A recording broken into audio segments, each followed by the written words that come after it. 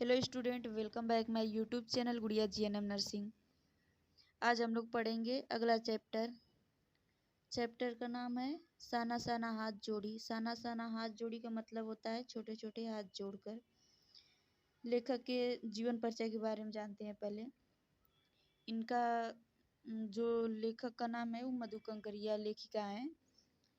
मधु कंकरिया के जीवन परिचय के बारे में जानते हैं पहले। मधु कंकरिया का जन्म 23 मार्च 1957 ईस्वी को कोलकाता पश्चिम बंगाल में हुआ था। और इनकी जो प्रमुख रचना है, पहली है पत्ताखोर, सलाम आखिरी, गगन में लाल सितारे। झारखंड आदिवासियों के ऊपर एक रचना भी इन्होंने की थी। उस रचना का नाम है हम कहाँ थे। आइए कहानी की ओर चलते हैं। मैंने हैरान होकर देखा, आसमान जैसे उल्टा पड़ा था और सारे तारे बिखर कर नीचे टिमटिमा रहे थे। दूर ढलान लेती तराई और सितारों के गुच्छे रोशनियों की एक झालर सी बना रहे थे। क्या था वह? वह रात में जगमगाता गंगटोक शहर था। इतिहास और वर्तमान के संधि स्थल पर खड़ा मेहनतकश बादशाहों का वह एक ऐसा शहर था जिसका सब कुछ सुंदर था, सुबह शाम रात। सब कुछ सुंदर था यानी सुबह शाम रात। यहाँ देखिए, रुक जाइए। सुबह शाम और रात यानी सिक्किम को कहा गया है यहाँ पे। ठीक है, आगे देखिए। और वह रहस्यमयी सितारों भरी रात मुझ में सम्मोहक जगा रही थी। कुछ इस कदर कि उन जादू भरे क्षणों में मेरा सब कुछ स्थगित था, अर्थहीन था।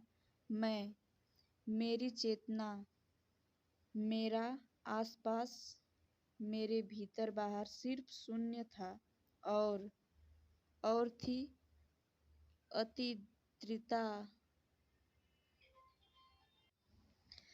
अतिद्रिता में डूबी रोशनी की वह जादुई झालर। धीरे धीरे एक उजास उस शून्य से फूटने लगा। एक प्रार्थना होठों को छूने लगी। साना साना हाथ जोड़ी। गर्दऊ प्रार्थना। ताम्रो जीवन तिम्रो कौशेली। छोटे छोटे हाथ जोड़कर प्रार्थना कर रही हूँ कि मेरा सारा जीवन अच्छाइयों को समर्पित हो। आज सुबह की प्रार्थना के ये बोल मैंने एक नेपाली युवती से सीखी थी। लेखिका कह रही है कि मैं छोटे छोटे हाथ जोड़कर प्रार्थना कर रही हूँ कि मेरा सारा दिन अच्छाइयों को समर्पित हो। यही मैं प्रार्थना कर रही हूँ। यह प्रार्थना मैं एक नेपाली युवती से सीखी थी। सुबह हमें युमथांग के लिए निकल पड़ना था, पर आंखें खुलते ही मैं बालकनी की तरफ भागी। यहाँ के लोगों ने बताया था कि यदि मौसम साफ हो तो बालकनी से भी कंचनजंगा दिखाई देती है। कंचनजंगा एक चोटी है, चोटी दिखाई देती है। हिमालय की तीसरी सबसे बड़ी चोटी कंचनजंगा पर। मौसम अच्छा होने के बावजूद आसमान हल्के हल्के बादलों से ढका था। लेखिका कह रही हैं कि युमथांग जो है ये सिक्किम में पड़ता है। लेखिका कह रही है कि हमें सुबह युमथांग निकलना था। आँख खुलते ही हमने बालकनी की ओर देखा तो वहाँ के लोग बता रहे थे कि अगर मौसम साफ रहता तो यही बालकनी से कंचनजंगा दिखाई देता है। आसमान हल्के हल्के बादलों से ढका था, इसलिए वह क्लियर दिखाई नहीं दे रही थी। पिछले वर्ष की तरह इस बार भी बादलों के कपाट ठाकुर जी के कपाट की तरह बंद हो रही कंचनजंगा न दिखी, पर सामने ही रकम रकम के रंग बिरंगे इतने सारे फूल दिखाई पड़े कि लगा फूलों के बाग में आ गई हूँ। बादलों के कपाट की तरह बादलों के कपाट ठाकुर जी के कपाट की तरह बंद ही रही, दिखाई नहीं दी। लेकिन जो आसपास जो फूल रंग बिरंगी फूल थे, ऐसा लग रहा था कि मानो कि मैं किसी बगीचा में खड़ी हूँ। बहरहाल गंगटोक से 149 किलोमीटर की दूरी पर युमथांग था। युमथांग यानी घाटियाँ सारे रास्ते हिमालय की गहनतम घाटी और फूलों से लदी वादियाँ मिली आपको। ड्राइवर कम गाइड जितेन नार्गे मुझे बता रहा था। जितेन नार्गे यहाँ वहाँ का गाइड करने वाला था। गाइड करने वाले का नाम है, यहाँ याद रखिए। यहाँ पे जो जितेन नार्गे है वहाँ का गाइड मैन था, वो गाइड कर रहा था, लेखिका को बता रहा था। क्या वहाँ बर्फ मिलेगी? मैं बचकने उत्साह से पूछने लगती हूँ नार्गे से। चलिए तो। जगह जगह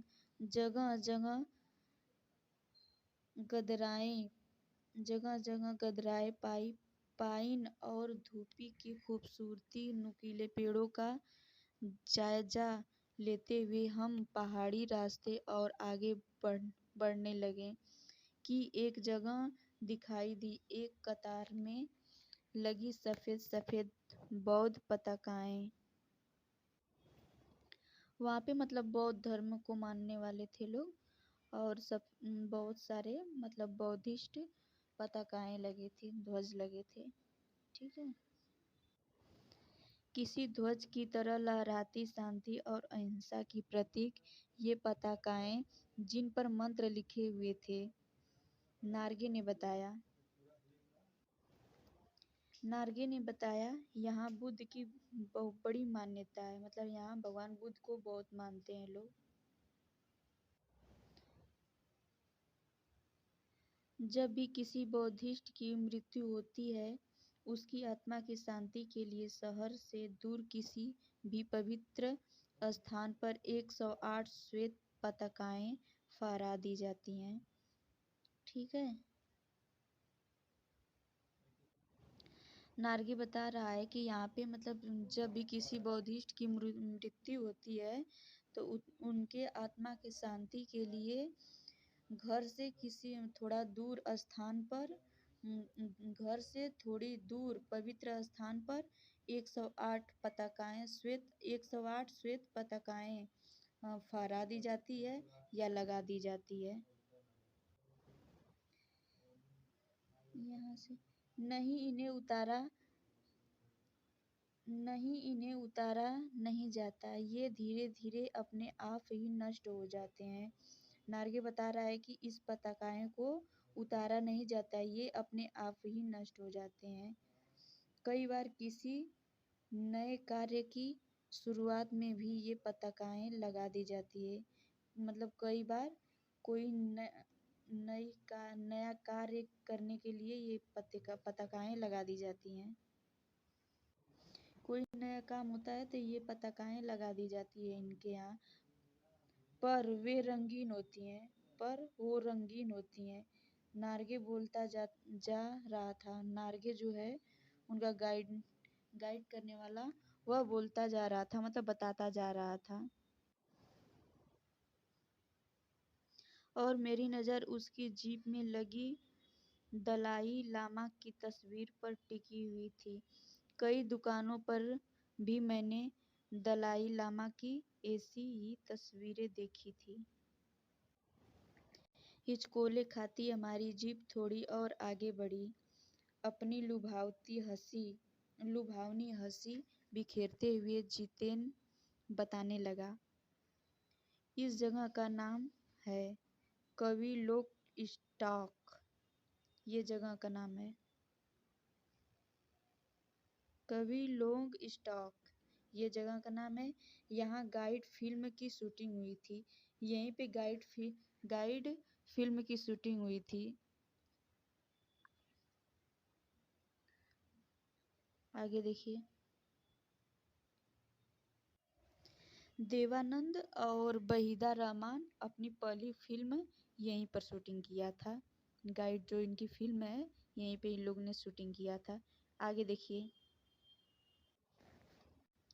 तिब्बत के चीज़ बमसन ने लेप्चाओ के सोमेन से कुंजतेक के साथ संधि पत्र पर यहीं हस्ताक्षर किए थे। एक पत्थर यहाँ स्मारक के रूप में भी है। लेप्चा और भूटिया सिक्किम की इन दोनों स्थानीय जातियों के बीच चले सुदीर्घ झगड़ों के बाद शांति वार्ता का शुरुआती स्थल। यहाँ पे जो लेप्चा और भूटिया है ये जाति है, लेप्चा और भूटिया। जब यहाँ के मतलब जो राजा थे आपस में जब झगड़ा किए थे तो ये झगड़ा बहुत दिन तक चला था इन लोग का। और इन्होंने जब झगड़ा शुरुआत हुआ तो जब झगड़ा शांत हुआ तो इन्होंने बांट दिया कि यहाँ तक आपका है, इधर का आपका है, इधर का मेरा है। तब जाके इन लोग का झगड़ा वहाँ पे शांत हो गया। आगे देखिए। उन्हीं रास्तों पर मैंने देखा एक कुटिया के भीतर घूमता चक्र। यह क्या है? नार्गे कहने लगा। मैडम, यह धर्म चक्र है। Prayer wheel. इसको घुमाने से सारे पाप धुल जाते हैं। क्या? क्या? सारे पाप धुल जाते हैं? हाँ, चाहे मैदान हो या पहाड़। तमाम वैज्ञानिक प्रगतियों के बावजूद इस देश की आत्मा एक जैसी। लोगों की आस्थाएं, विश्वास, अंधविश्वास, पाप पुण्य की अवधारणाएं और कल्पनाएं एक जैसी हैं। रफ्ता रफ्ता हम ऊंचाइयों की ओर बढ़ने लगे। बाजार, लोगों और बस्तियों पीछे छूटने लगे। अब परिदृश्य से चलते चलते स्वेटर बुनती नेपाली युवती और पीठ पर भारी भरकम कार्टून ढोते बौने से दिखते बहादुर नेपाली ओझल हो रहे थे। अब नीचे देखते ही घाटियों में ताश के घेरों की तरह पेड़ पौधे के बीच छोटे छोटे घर दिखाई दे रहे थे। हिमालय भी एक छोटी छोटी पहाड़ियों के रूप में नहीं वरन अपने विराट रूप एवं वैभव के साथ सामने आने वाला था। न जाने कितने दर्शकों, यात्रियों और तीर्थाटनियों का काम में हिमालय, पल पल परिवर्तित हिमालय। और देखते देखते रास्ते वीरान सकरे और जलेबी की तरह घुमावदार होने लगे थे। लेखिका कह रही हैं। हिमालय बड़ा होते होते विशालकाय होने लगा। घाटियाँ गहराती गहराती पाताल नापने लगी। वादियाँ चौड़ी होने लगी। बीच में करिश्मे की तरह रंग बिरंगे फूल शिद्दत से मुस्कुराने लगे, मतलब हंसने लगे। उन भीमकाय पर्वतों के बीच और घाटियों के ऊपर बन सकरे कच्चे पक्के रास्ते से गुजरते यूं लग रहा था जैसे हम किसी सघन हरियाली वाली गुफा के बीच हिचकोले खाते निकल रहे हैं। देखिए ये सारा पहाड़ी है, ऊंच नीच, यही सारी सीन है वहाँ का, देख लीजिए। इसी बिखरी असीम सुंदरता और मन पर यह प्रभाव पड़ा कि सभी सैलानी झूम झूम कर गाना गाने लगे। सुहाना सफ़र और ये मौसम हंसी का था। पर मैं मौन थी, किसी ऋषि की तरह शांत थी। मैं चाहती थी कि इस सारे परिदृश्य को अपने भीतर भर लूं, पर मेरे भीतर कुछ बूंद बूंद पिघलने लगा था। जीप की खिड़की से मुंडी निकाल निकाल मैं कभी आसमान को छूते पर्वतों के शिखर देखती, तो कभी ऊपर से दूध की धारा की तरह झरझर गिरते जलप्रपातों को, तो कभी नीचे चिकने चिकने गुलाबी पत्थरों के बीच इठला इठला कर बहती चांदी की तरह कौद मारती बनी ठनी तीस्ता नदी को। सिलीगुड़ी से ही हमारे साथ थी यह तीस्ता नदी, पर यहाँ पर उसका सौंदर्य पराकाष्ठा पर था। इतनी खूबसूरत नदी मैंने पहली बार देखी थी। मैं रोमांचित थी, पुलकित थी, चिड़िया के पंखों की तरह हल्की थी। धन्यवाद। आगे की कहानी कल पढ़ेंगे।